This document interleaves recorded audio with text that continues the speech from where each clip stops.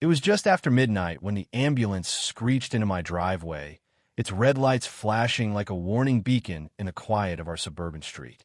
My heart was already pounding. Mom's health had taken a sharp turn for the worse. Her breathing was shallow, her heart monitor beeping erratically. I called 911 in a panic, barely able to string words together as the dispatcher promised help was coming. When the EMTs burst through the door, medical bags slung over their shoulders, I felt a flicker of hope. They moved fast, their faces set with purpose as they rushed to Mom's bedroom, where she lay gasping, her hands clutching the sheets. But that relief? It didn't last long. Barely 5 minutes into their work, stethoscopes out, oxygen mask ready, I heard more sirens. Not the steady wail of an ambulance, but the sharp, aggressive blare of police cruisers. I froze, confused, as 2 cop cars skidded to a stop behind the ambulance. Before I could make sense of it, there was a loud knock at the door. 2 officers stood on my porch, their hands hovering near their holsters. "Sir," one said, his voice clipped, "we got a 911 call about suspicious Indy VY duels entering this house. We need to speak to everyone inside." I blinked, my brain struggling to catch up. Suspicious? These are EMTs. They're helping my mom. She's got a heart condition, and she can't breathe. I pointed toward the bedroom, my voice shaking. But the officers weren't budging. Protocol, they said. They had to verify. I glanced out the window and saw her, Lydia Harper, our HOA president, standing across the street on her perfectly manicured lawn. She was wrapped in a fancy robe, arms crossed, phone still in her hand, her lips curled in a smug little smirk. I knew right then who'd made that call. Lee VYing in Willow Creek had never been easy, not with Mom's illness. After her diagnosis, she moved in with me, and I thought this quiet neighborhood would be a safe haven. But Lydia? She made it her mission to make our lives hell ever since she took over the HOA 2 years ago. First, it was the wheelchair ramp I built for Mom. She called it an eyesore and slapped me with a fine for not getting her approval. Then there was the time she reported an ambulance for blocking the street during one of Mom's earlier emergencies. And now, here she was, turning a life-or-death moment into her personal power trip. Inside, the EMTs guys named Marcus and Ja VY were trying to stay calm, but I could see the frustration in their eyes as one officer demanded their IDs. Precious seconds ticked by. Mom's breathing was getting worse. The monitor's beeps were growing more erratic. "Please," I begged, my voice cracking. "Every second matters right now. She could die." The senior officer, a guy with graying hair and a no-nonsense look, seemed to get it, but he still had to follow through on Lydia's call. Meanwhile, Lydia had the nerve to stroll across the street, planting herself at the edge of my yard like she owned the place. "I'm the HOA president of Willow Creek," she announced, loud enough for the whole block to hear. Those men didn't look like real EMTs to me. Their uniforms seemed off, and they were MOVYing way too fast. "We have standards here, you know." Marcus, who was still trying to adjust Mom's oxygen, couldn't hold back. "Ma'am, we're certified paramedics responding to a critical call," he said, his voice tight. "Every minute you're delaying us could kill this woman." Lydia just sniffed, her nose in the air. "Well, I've never seen EMTs like you around here before. Better safe than sorry." The way she said it, the way her eyes lingered on Marcus and Ja VY, Iran Black, one Hispanic, made my stomach churn. It wasn't about their uniforms. It was about her prejudice, plain as day.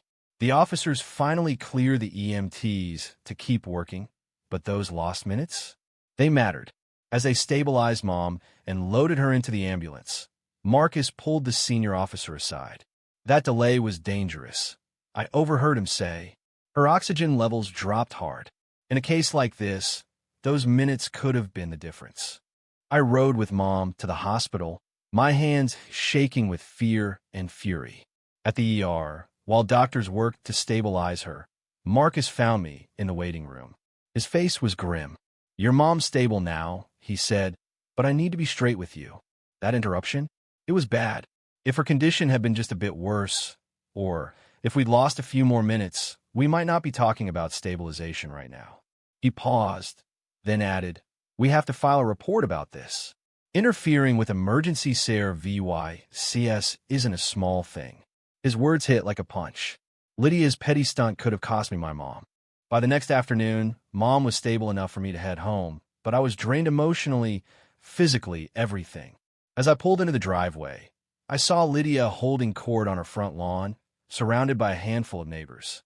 An impromptu HOA meeting, of course. When she spotted me, she had the gall to walk over, her voice dripping with fake sympathy. "I heard there was some drama last night," she said, loud enough for everyone to hear. "Maybe next time, you could give the HOA a heads up when emergency services are coming. Avoid all this confusion." I snapped. After everything Mom's close call, the fear, the rage, I couldn't hold it in. "Lydia, your call to 911 delayed critical care for my mom," I said, my voice carrying across the street.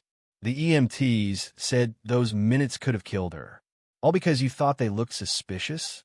The neighbors went quiet, their eyes darting between us. That's when my neighbor Tom, a retired vet who'd been watching from his porch, spoke up. "I got all on my new doorbell cam," he called out. "Every word you said, Lydia, including how you called those EMTs suspicious to their faces, clear as day." Lydia's face turned beet red, but she didn't back down. "I was doing my duty to keep this neighborhood safe," she snapped. "Not everyone in a uniform is trustworthy. If you don't like it, maybe you don't belong in a community with standards." That was her mistake. That arrogance, that refusal to admit she'd gone too far lit a fire in Willow Creek. Within hours, I'd filed complaints with the HOA board and the police. Tom handed over his doorbell footage, which showed everything. Lydia's smug accusations, her dismissive tone, the EMT's clear uniforms and badges. The EMT's incident report backed it up, detailing how the delay put Mom's life at risk. And then, to my surprise, other neighbors started coming forward. There was the Latino landscaper Lydia had reported as a loiterer, the black delivery driver she'd tailed with her car, the Pakistani family whose backyard barbecue she called the cops on for noise. Lydia's reign of terror wasn't just about might, was a pattern. The next week, the HOA called an emergency meeting, and nearly every resident showed up. The community center was packed, the air thick with tension. Lydia sat at the head table, still acting like she was untouchable, but one by one, people stood up to call her out. The EMTs even showed up, giving a calm but devastating account of how her interference could have cost a life. Then came the moment I'll never forget. Two police officers walked in, their boots echoing on the hardwood floor. They headed straight for Lydia. "Ma'am, we need you to step outside," one said. Through the windows, we watched as her face went from smug to stunned to furious. When they cuffed her and led her to the cruiser, the room erupted in gasps. Lydia was charged with misuse of emergency services, filing a false report, and interfering with emergency personnel serious crimes, especially since Mom's condition could have turned fatal. The doorbell footage, the EMT's report, and Lydia's own words sealed her fate. Her mugshot hit the local paper the next day, alongside a headline about the dangers of false 911 calls. At her hearing, the judge didn't buy her "I was just protecting the neighborhood" excuse. She got 6 months of probation, a DULA, $5,000 fine, and 200 hours of community service working with the same emergency services she disrupted. The look on her face as the gavel came down? Priceless. For the first time, Lydia Harper looked small, her HOA badge meaningless.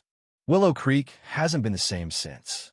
Lydia's gone from HOA president to neighborhood pariah, her designer outfits and smug attitude replaced by a court-ordered vest and a mop. The community chat groups blew up with memes of her mugshot, and for once, we're all on the same page. No one messes with our first responders. Mom's doing better now, but I'll never forget how close we came to losing her, how one woman's prejudice almost made it happen. So what do you think? Was Lydia just protecting the neighborhood, or did her biases drive her to a dangerous power trip? Should HOAs have the power to meddle in emergencies like this? And what would you have done if you were in my shoes, confront her on the spot, or let the system handle it? Drop your thoughts below. Hit that like button if this story got your blood boiling. and subscribe for more real-life drama. Let's get this conversation going.